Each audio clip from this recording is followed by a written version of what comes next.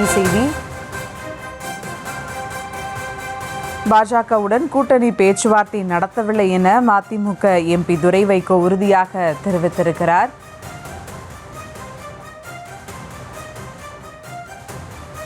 நயினா நாகேந்திரன் பேச்சு தொடர்பாக நியூஸ் தமிழ் செய்திகள் வெளியான செய்தி குறித்து பாஜகவுடன் கூட்டணி பேச்சுவார்த்தை பேசவில்லை என துரை வைகோ திட்டவட்டமாக தெரிவித்திருக்கிறார். கூடுதல் விவரங்களோடு இணைகிறார் செய்தியாளர் மதியழகன். வணக்கம் மதியழகன், விவரங்கள்.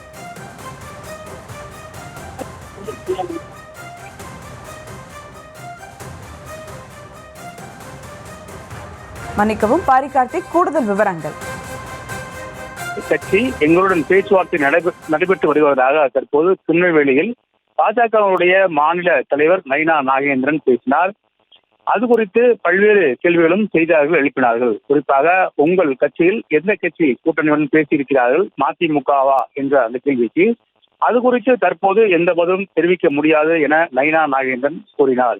எனவே அது குறித்து நமது நியூஸ் தமிழுக்கு தொலைபேசி வாயிலாக பதில் கூறிய அதிமுகவுடைய முதன்மை செயலாளர் துரை வைகோ, நாங்கள் எந்த கட்சியுடன் கூட்டணி பேச்சுவார்த்தை என்பது தற்போது நடைபெறவில்லை. எனவே எந்த ஒரு வாதத்துக்கும் இதை எடுத்துக்கொள்ள வேண்டாம். நாங்கள் உறுதியாக எந்த ஒரு கட்சியுடன் நாங்கள் கூட்டணி பேசவில்லை என்று தற்போது அவர் நமக்கு தெரிவித்திருக்கிறார். மேலும் கடந்த சட்டமன்ற தேர்தல், அதே போல நாடாளுமன்ற தேர்தல் என இந்த மக்கள் கூட்டணிக்கும் பிறகாக உருவான இந்த திமுகவுடனான கூட்டணி தற்போது தொடர் வெற்றிகளை பெற்று வரும் நிலையில் அது மதிமுக ஒரு அங்கமாக திகழ்ந்து வருகிறது.